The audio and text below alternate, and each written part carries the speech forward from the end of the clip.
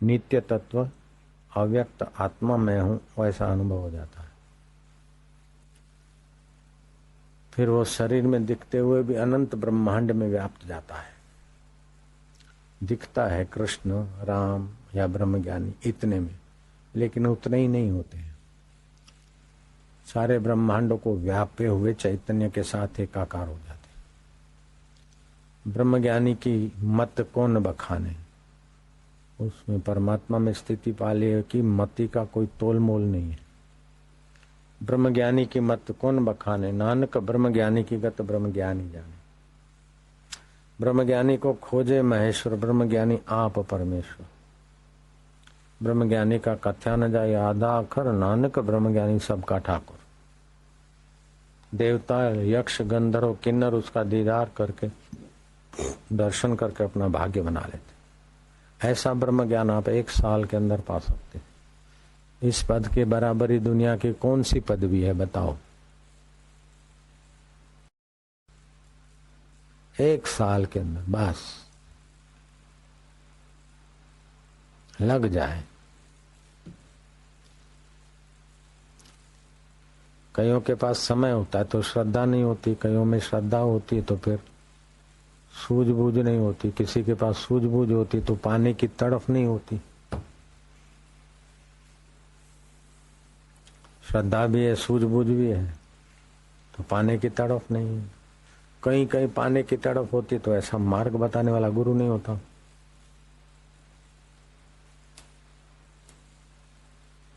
एक साल पूरा बहुत हो गया, 8 महीने 6 महीने में भी हो सकता है काम। हमारा तो 40 दिन में हो गया।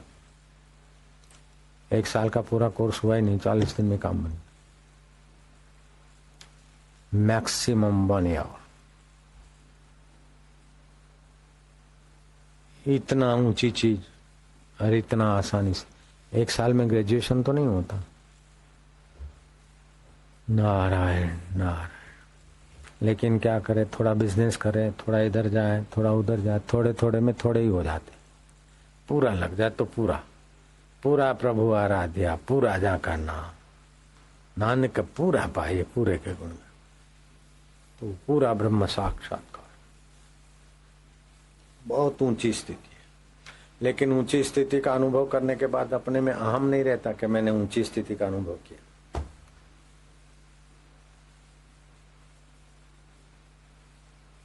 जो कट्टर दोषी होता है ना, उसको पता नहीं चलता मेरे में दोष है। भले ठीक है, मैंने क्या बुरा किया। दोषों से अलग होगा तब लगेगा ये दोष है। ऐसे ही जो गुणों से अलग रहता है महानता से, तब उसको लगता है मैं महान। जब महानता से एक हो गया तो उसको ये नहीं लगता कि मैं महान। शक्कर को पता ही नहीं कि मैं मीठी हूं। मैं सबको मिठास देती हूँ, शक्कर बोलती है क्या, उसको पता ही नहीं होता, उसका स्वभाव है।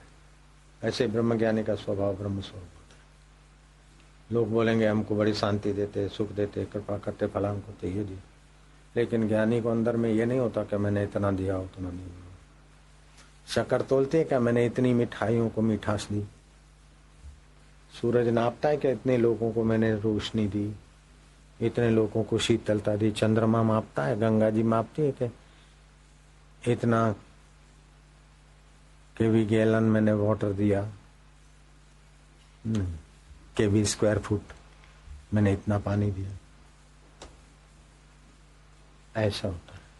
फिर आपके द्वारा इतना अमाप सेवा, इतना अमाप मंगल होगा कि आप बोलेंगे, लोगों के बीच होंगे तो लोगों का मंगल। अगर आप चुप और मौन रहे तो ब्रह्मलोक तक के जीवों को आपके अस्तित्व से मदद मिलती रहेगी। जैसे हिमालय के अस्तित्व से टेम्परेचर डाउन होता है, तापमान कम हो जाता है, ऐसे ही ब्रह्म ज्ञान में मस्त रहो तो वातावरण में अशांति डाउन हो जाएगी।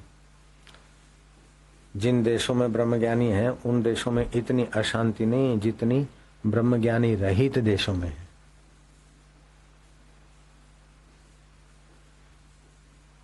बराबर है। जिन देशों में ब्रह्मज्ञानी महापुरुष नहीं है, जिन प्रांतों में, देशों में, वहां अशांति ज्यादा होगी। अगर ब्रह्मज्ञानी होंगे तो उतनी अशांति नहीं होगी।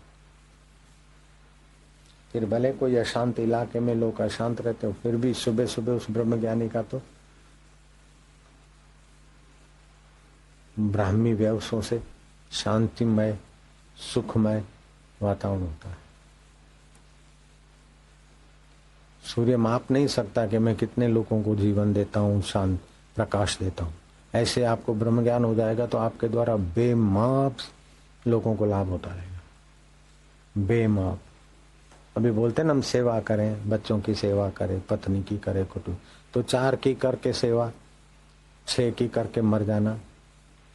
इससे तो करोड़ों करोड़ों की सेवा करो ब्रह्म ज्ञान पाके। वो एक लड़का था पहले के जमाने में, बचपन में शादियां कराते थे। तो एक मुखी का छोरा था, तो अपने गोद में लेके बेटे को, और उसने बेटी गोद में ली। 5-6 साल के बच्चों की शादी हो जाती थी। तो इतने में बाहर डुगडुगी बजी, वो बंदर नचाने वाला आ गया। तो जो दूल्हा था ना बच्चा, वो उठ के भागा। बेटा बोले ठहर ठहर बेटा, बाप ने बोला बेटा ठहर, अभी शादी बाकी है, फेरा फिर ले बेटा। बोले पापा तुम फिर लेना, मैं तो जाता हूँ, मैं तो बंदर देखने जाता हूँ। वो माकड़ा जो आज उछू के, अरे बेटा तेरे फेरे फिरने बाकी है कि? बोले पापा तुम फिर लेना, मैं तो बंदरियां देखने जा रहा हूँ। बाप ने बोला बेटा अभी थोड़ा ब्राह्मण को विधि करने दे। और डुगडुगी बजी और छोरा भागने लगा। बेटा तू दूल्हा है, बैठ बैठ थोड़ा, अभी फेरे फिर ले दुल्हन के साथ। पापा तुम फिर लेना, मैं तो बंदरियां देखने जाता हूँ। ऐसे ही है, संसार के फेरे फिरते तो बंधन में आते हैं, लेकिन भगवत फेरे फिरते तो बंधन से मुक्त हो जाते। बोले बापूजी आप ही कर लेना।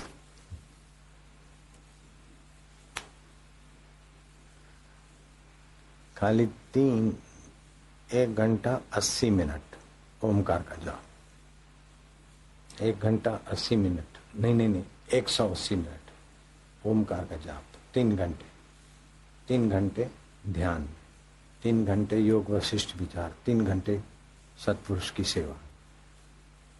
1 साल के अंदर परमात्मा साक्षात।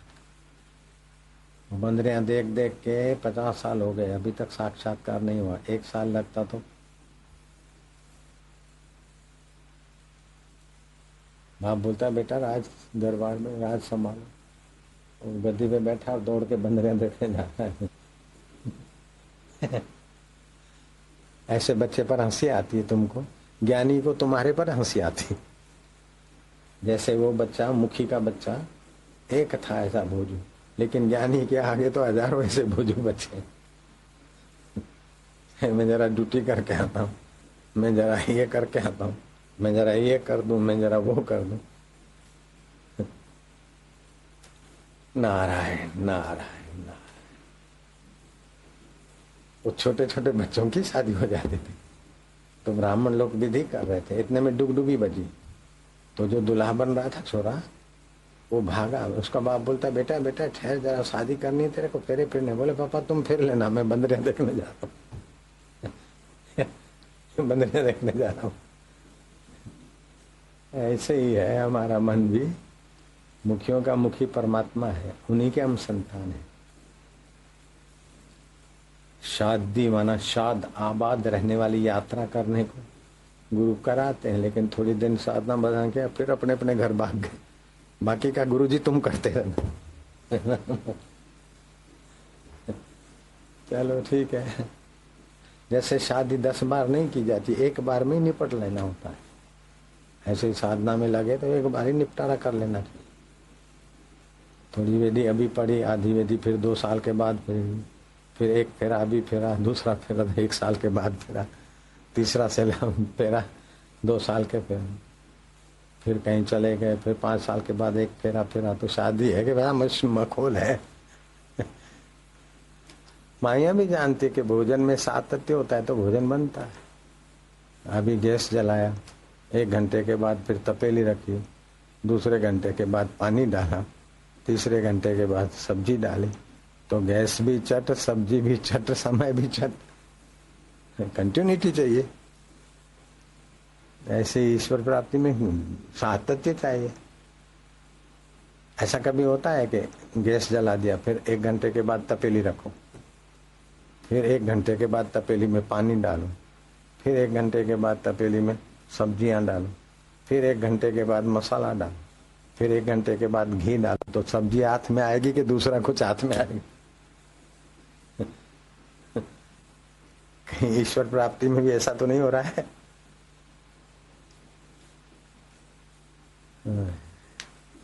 राम तीर्थ बोलते थे, मैंने क्या वो अंधा भी नहीं करे, घर में खो बैठा था विश्व धनी, मैं करूँ तो वो आंधड़ो पण नहीं करे हो, घर में खोई बैठो तो घर धनी। जो हाजरा हजूर था, अपना आपा था, उसी को अपने आप में खो के बैठा था। जो शरीर हम नहीं है, नहीं रहेंगे, उसको मैं मान रहे, जो हम थे, हैं और रहेंगे, उसका आज तक पता नहीं। नारायण नारायण। ओम शांति शांति।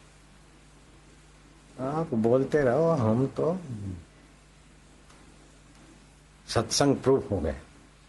कोई water proof, shock proof, fan proof, so and so proof, हम सत्संग प्रूफ हो गए। एक दादाजी आए तो उसके नजीक आके उसका पोता बैठा, बोले बेटा चला जा चला जा, अभी तो बच्चा है। तो महाराज ने कहा सत्संग सुनने दो। बोले महाराज इसको रंग लग जाएगा तो फिर? बोले लग जाए तो अच्छा है, तुमको तो नहीं लगा। बोले महाराज हम तो चिकने हैं ना, सत्संग प्रूफ हैं, ये तो कोरा है, चिकने घड़े हैं हम पर पानी नहीं ठहरता, लेकिन ये तो कोरा घड़ा है, इस पे तो रंग लग जाएगा। इसीलिए हमने बाल संस्कार चालू किया, ताकि उसमें से कोई कोरे कोरे मिल जाए तब। ये तो चिकने हैं, सब संसार का लगा लगा क्या है।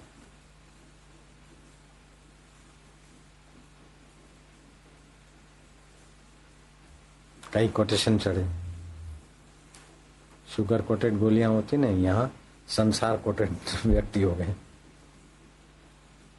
संसार कोटेड, शुगर कोटेड को गोलियां होती, ऐसे ही हम लोगों का हृदय बुद्धि संसार कोटेड हो गया, दूसरी चीज ऊपर ऊपर से आके चली जाती। कोई प्योर मिले, अनकोटेड कोई प्राणी मिले तब। हाँ अच्छा जी, इतना बोलने पे कितने तैयार हो गए बंदरी नहीं नचाने को। उत्तम सुरुचि का बेटा था और सुनीति का बेटा था ध्रुव। तो माँ मेरे को, मेरी माँ ने, वो उस माँ ने, उत्तम की माँ ने मेरे को थप्पड़ मार दी। बोले बेटा अपनी तपस्या कम है ना, इसीलिए दुख सहना पड़ता है। तो बोले माँ तपस्या कैसी होती है? बोले बेटा गुरु मंत्र देते हैं और फिर आंखें बंद करके वो मंत्र जपते हैं तो भगवान की शक्ति और बुद्धि और भाग्य खुलता है। तो बोले माँ फिर वो गुरु कहाँ मिलेंगे, मंत्र कहाँ मिलेगा? बोले बेटा तो गुरु को तो खोजना पड़ेगा, जंगल में मिलेंगे, ऋषि मुनियों के कहीं आश्रम होंगे वहाँ। लेकिन तू अभी छोटा है बेटे, अभी रात हो गई, सो जाओ, सो जाओ। बोले बोले मैं सो जाओ, मैं कल फिर देखेंगे। बोले नहीं माँ, वो गुरु मंत्र देते हैं फिर। बोले मंत्र जप के आदमी कितना भी महान बनना चाहे तो बन सकता है। जब मंत्र जपने वाला हो तो जिस किसी के स्पर्श में अथवा गंदे कर्मों में नहीं आवे। जयराम जी की।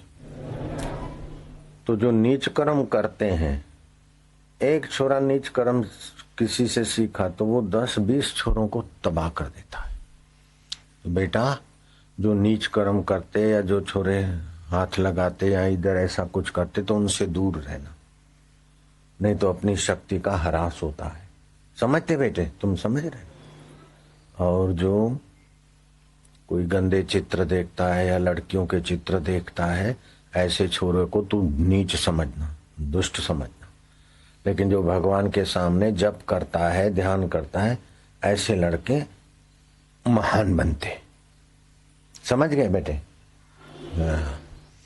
और तुलसी के 5 पत्ते रोज खाने से पेट की खराबी, कृमि ब्रिमी नहीं रहती। और सूर्य नारायण को नमस्कार, सूर्य नमस्कार करने से शरीर का विकास भी होता है। और श्वास लेकर रोक दे 1 मिनट तक तो मनोबल बुद्धि बल बढ़ता है।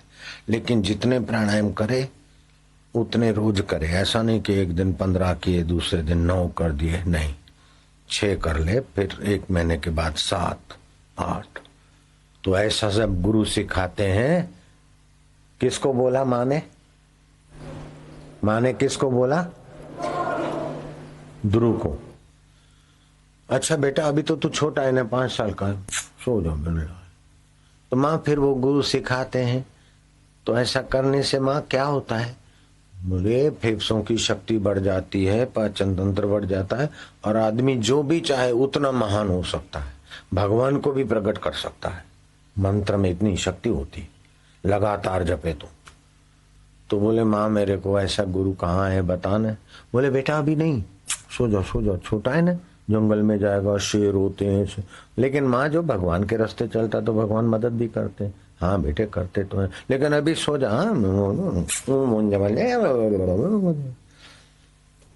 लेकिन ध्रुव के माँ बोले मेरे को नींद आती है। माँ ध्रुव के सिर पर हाथ घुमाने लगी ऐसे ऐसे।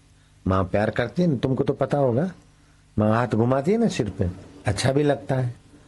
लेकिन ध्रुव को नींद नहीं आई। वो नींद कराने वाली खुद सो गई माँ। और ध्रुव धीरे से पलंग से उतरा खाट से। अंधेरी रात है, हे भगवान रात अंधेरी हो, लेकिन मैं तेरी भक्ति के लिए रास्ता तू ही दे। ध्रुव धीरे धीरे घर में से भाग निकला। दिशाओं का पता नहीं था, लेकिन सच्चे हृदय से बच्चे प्रार्थना करते ना, तो अंदर में तो भगवान बैठे हैं। बैठे कि नहीं बैठे? और सच्चे हृदय से बच्चों में जितनी सच्चाई होती है, जब बड़े होते हैं तो कूड़ कपट सीख के फिर उतनी सच्चाई बड़े लोग बेचारे रखने में बहुत उनको तकलीफ होती। बच्चे तो सहज में ही निर्दोष होते। तो निर्दोष हृदय से प्रार्थना भगवान जल्दी सुन लेते।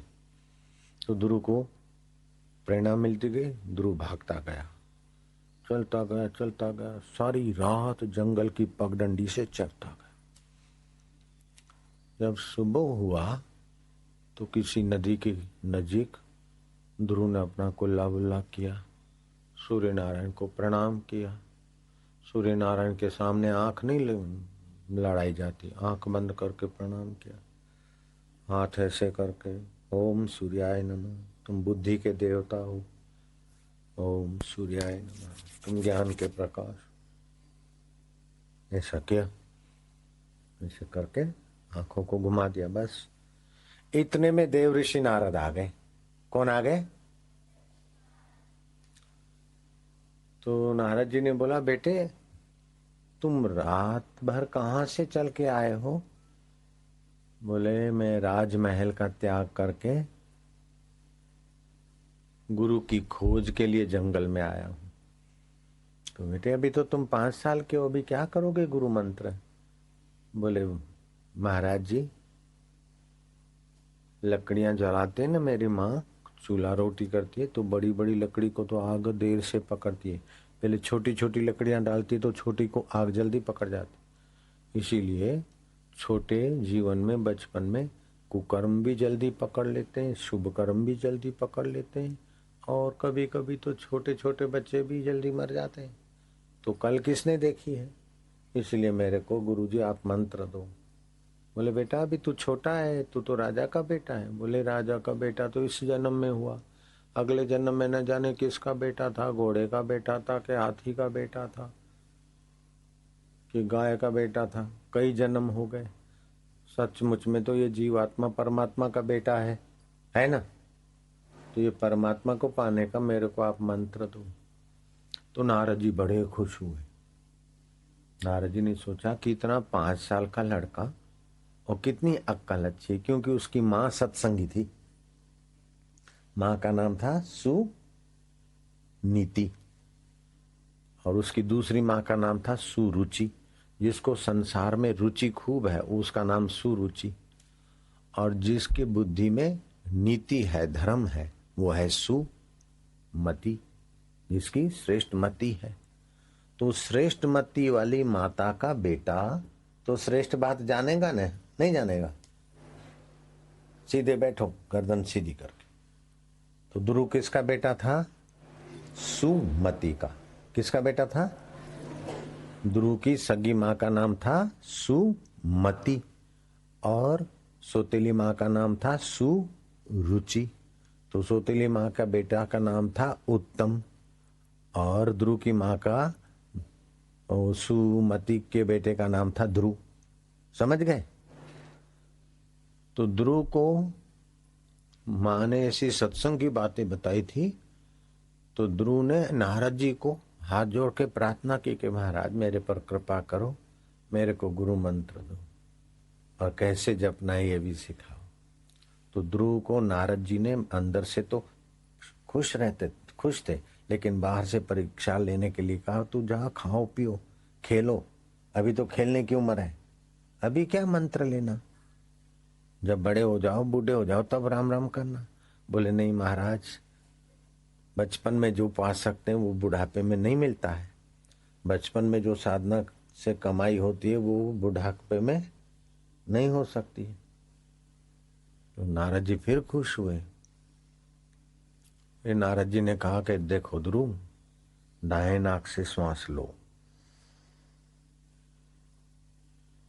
रोको और बाएं हाथ से छोड़ो, बाएं नाक से लो दाएं से छोड़ो, ऐसा 10 प्राणायाम रोज करो।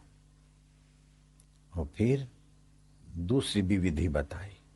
फिर ध्रुव को बोला कि तुम बैठ जाओ यहाँ, पहली उंगली अंगूठे के नीचे पलथी मार के बैठ जाओ, 3 उंगली सीधी। गुरु मंत्र देता हूं, ओम नमो भगवते वासुदेवाय। याद रह गया बेटे ध्रुव? ओम नमो भगवते वासुदेवाय। अब हाथ जोड़ो तो दोनों हाथों को ऐसा दबाओ कि मनः नाड़ी जागृत हो जाए। बुद्ध को ये ज्ञान दिया था ऋषि ने, तब बुद्ध की समाधि लगी। ध्रुव ऐसे हाथ जोड़कर ध्रुव और दबाओ। ध्रुव ने दबाया और एक टक देखो सामने, ओम नमो भगवते वासुदेवाय, ओम नमो भगवते वासुदेवाय। ऐसा जप चालू रखो, धीरे धीरे होठों में रखो, नमो भगवते वासुदेवाय, ओम नमो भगवते वासुदेवाय। इस प्रकार ध्रुव को नारद जी ने गुरु मंत्र दिया और हाथ बराबर जोर से दबाने से मन जल्दी शांत हो गया। इधर बराबर ही रखे और फिर हाथ की जो ऊपर की उंगलियां हैं उसके ऊपर नजर जमा दिया। ओम नमो भगवते वासुदेवाय। इधर उधर नहीं देखना ध्रुव, एक जगह पर देख तो मन जल्दी शांत होगा, या तो भगवान की मूर्ति के सामने या तो हाथ की ऊपर की उंगली, बड़ी उंगली की तरफ। ओम नमो भगवते वासुदेवाय, वासुदेवाय, आनंद देवाय, शांति देवाय, शक्ति देवाय। तू शक्ति देने वाला, शांति देने वाला, ज्ञान देने वाला भगवान वासुदेव सबके अंदर बस रहा है, मेरे हृदय में भी है। ओम ओम तेरा पवित्र नाम है, नमो मैं उसको नमन करता हूँ। भगवते तू भगवान कृष्ण राम शिव सब बन जाता है। वासुदेवाय अभी भी सब में हम बस रहा है। ओम नमो भगवते वासुदेवाय, ओम नमो भगवते वासुदेवाय। ध्रुव ऐसा करने लगा। तो ऐसा जब करते करते ध्रुव के खून में जो रक्त के कण थे वे पवित्र होने लगे, ध्रुव की नस नाड़ियां शुद्ध होने लगी और धीरे धीरे ध्रुव की बुद्धि शुद्ध होने लगी। तो रोज ध्रुव करता तो ध्रुव का पावर बढ़ गया, शक्ति बढ़ गई, याद शक्ति बढ़ गई। और फिर भूख लगती, जंगल में से फल फूल ले आता, भगवान को भोग लगाता। फिर हमारे सब जगह जो वासुदेव बसे उसको मैं भोग लगाता हूँ। लो भगवान आप खाओ। तो भगवान अंदर में खुश होते थे कि खाने अपने खाता है लेकिन मैं खा रहा हूं नहीं, मुझे खिलाता है। तो भगवान और खुश हो गए उसके ऊपर। तो जब भी कोई खाना खाए ना, हे प्रभु ये आपको मैं भोग लगाता हूं तो मेरे अंदर में हो ना खाओ। तो भगवान अंदर वाले खुश होते हैं और वो विद्यार्थी भी खुश हो जाता है। होता है कि नहीं होता? तुम किसी को नहीं बताना है, मैं प्राइवेट बात बताता हूं। मैं छोटा था, 10 साल का। कितना था? 10 साल का। सिद्धपुर गया था। तो जो हमारे रिश्तेदार थे ना, उनका एक हॉल था। तो हॉल में फोटो लगे थे भगवान के। तो मेरे को तो किसी ने बताया नहीं था, लेकिन रात को जब हम भोजन करते ने, तो कृष्ण भगवान आपको खिलाता हूँ, ये शिव जी को, ये गणपति, जो भी भगवान के फोटो थे उनका नाम ले लेके भोजन। तो सब के भगवान का नाम का भोजन एक एक और खा लेता था। फिर जो बचते थे बोले अभी इतना मैं खा लूं, ऐसे करके मैं खा लेता। मेरे को बड़ा आनंद आता था। और थोड़ी समय में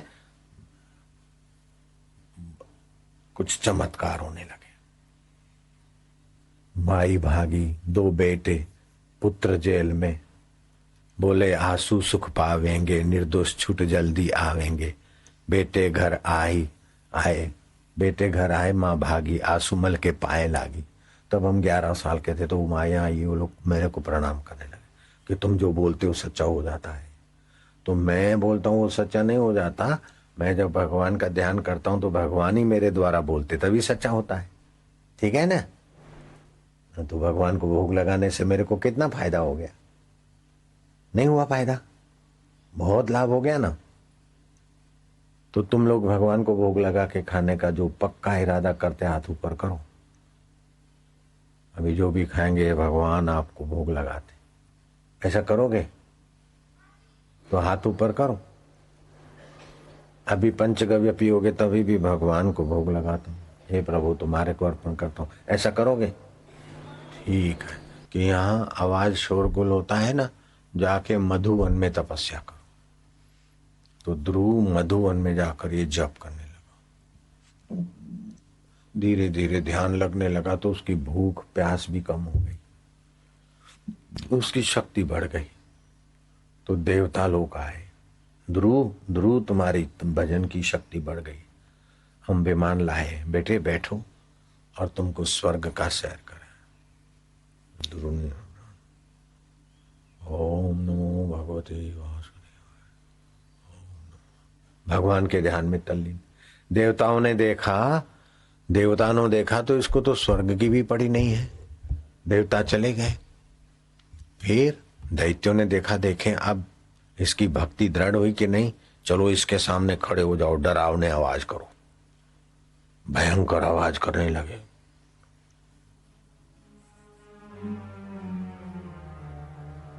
दैत्य लोग भयंकर। ध्रुव ने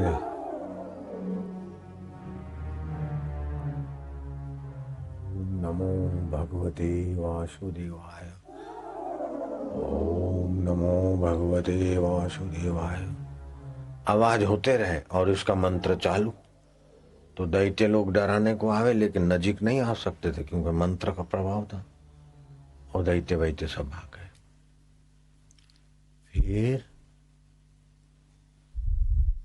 फिर रिद्धियां सिद्धियां आई, गंधर्व आए, नाच करने लगे। जय जय हो ध्रुव महाराज, तुम्हारी जय जय हो, तुम्हारी तपस्या सफल है, हमको आशीर्वाद दो। ध्रुव बसोसिम ओम नमो भगवते वासुदेवाय, मैं नमन करता हूं उस भगवान को जो सब में बसे है। तो ध्रुव पर कोई भी प्रलोभन अथवा डर असर नहीं किया। ऐसे करते करते 6 महीने बीत गए। कितने महीने बीत गए? तो ध्रुव का प्राणायाम बढ़ता गया। फिर तो ध्रुव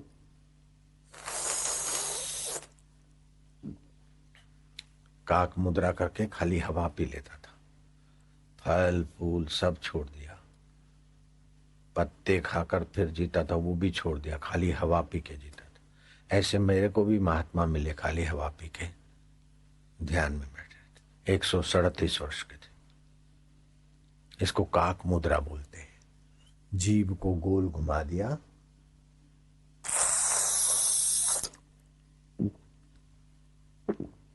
घूंट भर के वायु पिया, तो कितना भी पित्त की तकलीफ हो, मासिक स्राव हो, नकोड़ी फूटती हो, कोई भी शरीर में गर्मी का रोग हो, 5 बार ये काक मुद्रा से वायु पिए, ठीक हो जाएगा थोड़े दिन में। आंखें जलती हो, पैर के तलवे जलते हो, फूंसी हो, फोड़े हो, ये सब ठीक हो जाता, लेकिन शुद्ध हवा में करना चाहिए, पोल्यूटेड एरिया में नहीं।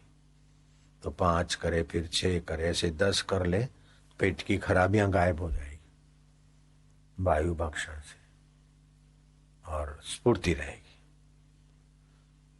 तो ध्रुव को ये सब सिखा दिया।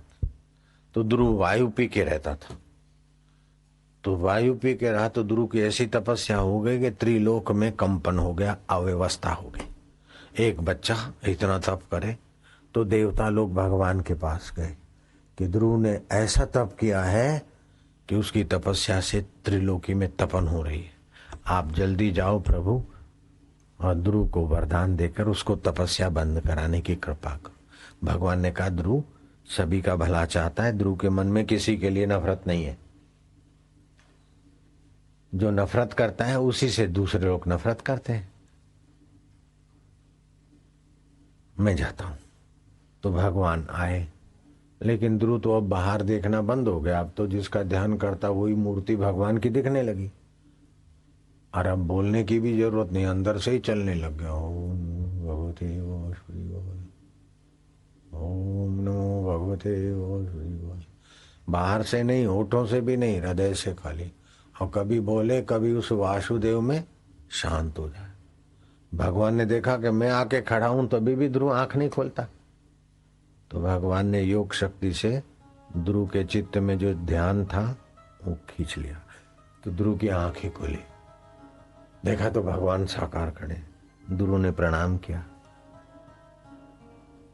अब ध्रुव सोचता कि भगवान है, मैं तो कुछ पढ़ा नहीं हूं, अभी 5 साल की उम्र में कोई वैदिक श्लोक लोग तो नहीं आते थे, लेकिन मन में प्रार्थना हुई कि अब मैं कैसे, तो भगवान समझ गए कि ध्रुव मेरी प्रार्थना करना चाहता है। तो भगवान ने शंख, भगवान के शंख का नाम था पांचजन्य, तो भगवान ने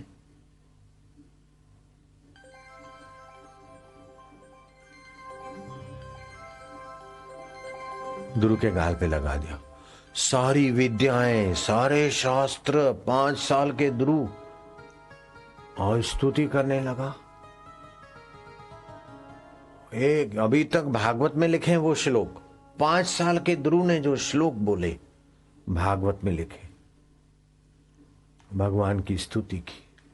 भगवान ने कहा जाओ ध्रुव, अब तुमको अटल पदवी मिलेगी, तुम लंबी आयुष्य जियोगे, 36,000 वर्ष तुम राज्य करोगे। कितना? 36,000 वर्ष। ध्रुव ने कहा प्रभु मैं कौन हूं?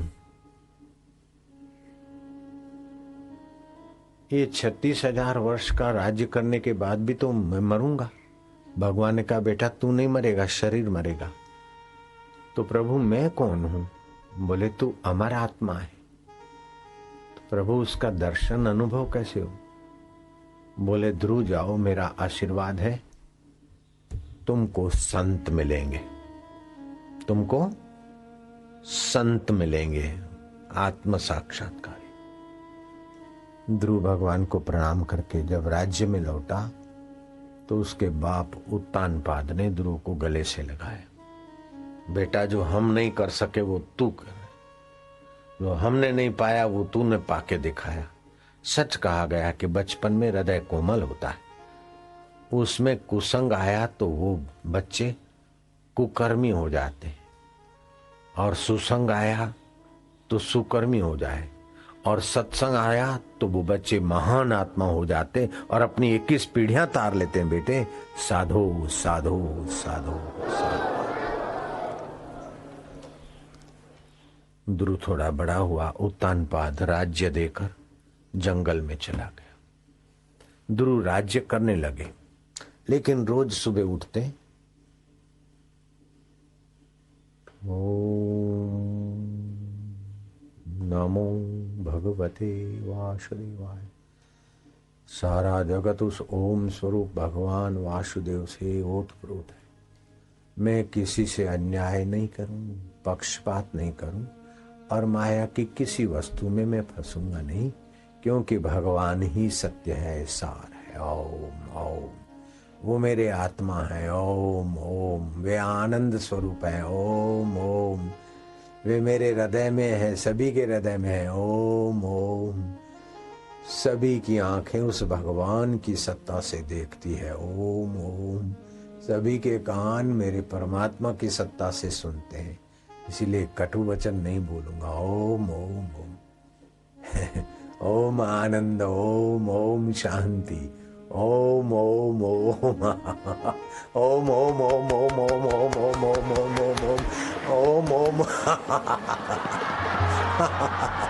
ओम प्रभु, ओम ओम गुरु, ओम गुरु, ओम प्रभु, ओम आनंद, ओम ओम ओम हरि ओम ओम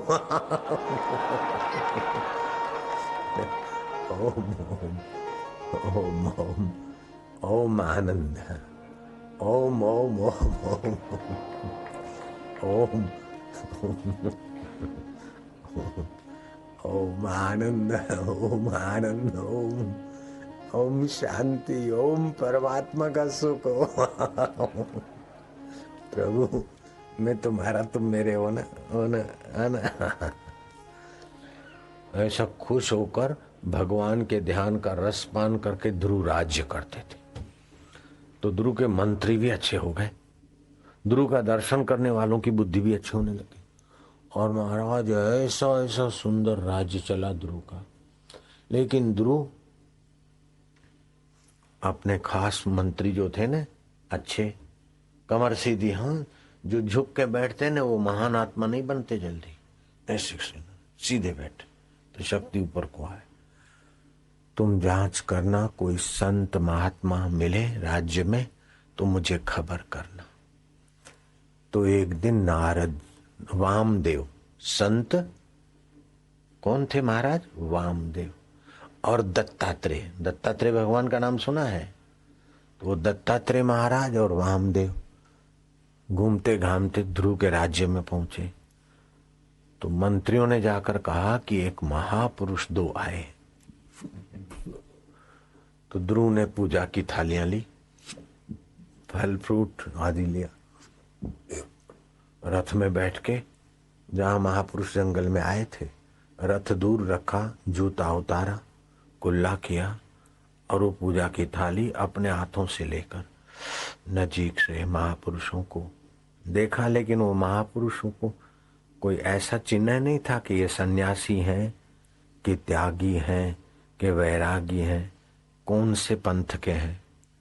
तो ध्रुव ने पूछा कि महापुरुषों, हम आपकी पूजा करना चाहते हैं, लेकिन आप कौन से संप्रदाय के हो? जैसे नाथ संप्रदाय के होते हैं तो अलख निरंजन करके पूजा होती है, कबीर संप्रदाय वालों को साध साहेब बोलते हैं, वैष्णव संप्रदाय के लिए जय सियाराम दंडवत बोलते हैं, और सन्यासी हैं तो ओम नमो नारायण बोलते हैं। तो महाराज आप कौन से संप्रदाय? तो दत्तात्रेय और वामदेव हंसे, बोले हमने तो समझा था कि ध्रुव को भगवान का दर्शन हो गया है, तो ध्रुव बड़ा ज्ञानी है, लेकिन अभी भी ध्रुव माया में पड़ा है। ये संप्रदाय तो शरीर के होते हैं और ये पंथ तो व्यवहार में होते हैं। भगवान के रास्ते वाले के लिए सभी भगवान में और सब भगवान में, सभी के हृदय में भगवान और सब भगवान के अंदर। ध्रुव अभी माया में पड़ा है। ध्रुव समझ गए कि तो साक्षात्कारी महापुरुष है, इनको अपने अपने संप्रदाय और पंथ का कोई आग्रह नहीं है, सब तुम्हारे, तुम सभी के फासले दिल से हटा। ध्रुव ने बहुत आदर से उनका पूजन किया। फिर ध्रुव ने कहा कि मुझे भगवान विष्णु के दर्शन हुए थे, और भगवान ने मेरे को 36,000 वर्ष तक राज्य करने का वरदान दिया है। लेकिन मैंने कहा राज्य के बाद भी तो मरना पड़ेगा, तो मैं कौन हूँ और राज्य किसका है और आप कौन हो? तो भगवान ने मेरे को वरदान दिया कि तुम्हें संत मिलेंगे। अब मैं तुम्हारी शरण हूँ। मुझे सत्य का, भगवान जिस शक्ति से वरदान देते हैं और हम जिस शक्ति से वरदान सुनते हैं और उसी शक्ति से प्रकृति संसार में लीला होती है, वो क्या है? तब दत्तात्रेय भगवान और रामदेव दोनों संत प्रसन्न हुए कि ये अद्वैत के ज्ञान के बिना मोक्ष नहीं होता है। तो जो भगवान नारायण का आत्मा है, ध्रुव तुम्हारा वही आत्मा है, लेकिन भगवान नारायण का आत्मा माया को वश करके संसार की लीला करता है और जीव का आत्मा अविद्या के वश होकर प्रकृति के जीता है तो दोनों में एक ही आत्मा परमात्मा।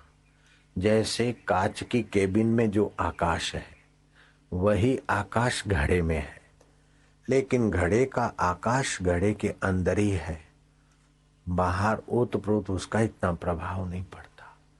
मान लो एक घड़े में आकाश है और घड़े को 5 सुराख किए हुए हैं, तो एक सुराख पर मिठाई रख दो, घड़े में दिया रख दो, एक सुराख पर मिठाई, दूसरे पर फल, तीसरे पर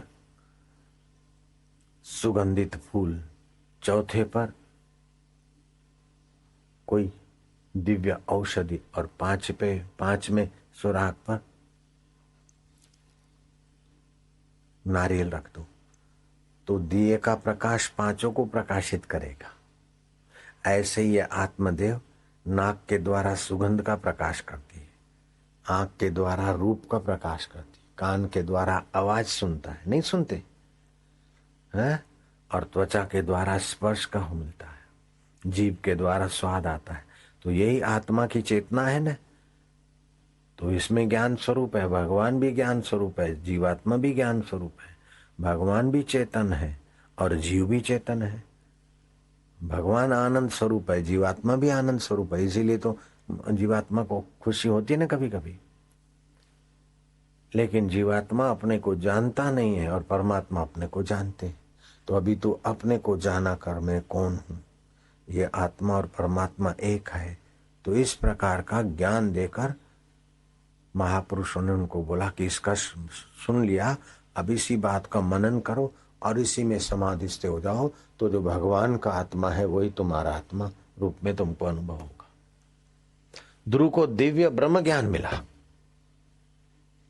और 36,000 वर्ष पूरे हों, मर जाए नहीं, ध्रुव राजपाट का त्याग करके उत्तर दिशा को चले और योग साधना से सत्य संकल्प हो गए थे, सामर्थ्य था। प्याज, लहसुन और मूली खाने से तमोगुण बढ़ता है और प्राणायाम और सुबह सूर्योदय से पहले उठने से और अच्छे शास्त्र पढ़ने से और झूठ न बोलने से सत्वगुण बढ़ता है और सत्वगुण बोलने बढ़ने से आत्मा का तेज और प्रभाव विकसित होता है और जो झूठ कपट करते हैं उनका तेज प्रभाव दब जाता है। सत्य समान तप नहीं, झूठ समान नहीं पाप, जिसके हृदय सत्य है उसके हृदय आप।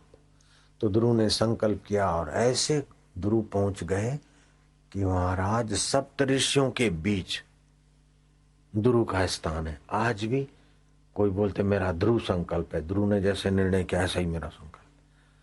अभी भी कोई ध्रुव का लोक है, अभी तो तारा जैसा लगता है लेकिन वहां उसका अपना लोक है, ध्रुव लोक। सप्तऋषियों के बीच अभी भी ध्रुव दिखता है ना। ध्रुव तारा देखा तुमने? वही 5 साल का बेटा ध्रुव और तपस्या करके राजपाट बोल के ध्रुव लोक बना है। वहां उसकी अपनी महिमा है। तो बोलो 5 साल का लड़का सप्तऋषियों के बीच भगवान नारायण से बातचीत कर सकता है, दत्तात्रेय आदि महापुरुषों से बातचीत करके अपना परमात्मा का साक्षात्कार कर लिया। तो तुम नहीं कर सकते क्या? मेरे गुरुजी ने कर लिया, विवेकानंद ने कर लिया, कबीर ने कर लिया, मीराबाई ने कर लिया, नामदेव ने क्या, रामी रामदास 8 साल का, उसको हनुमान जी का दर्शन हो गया।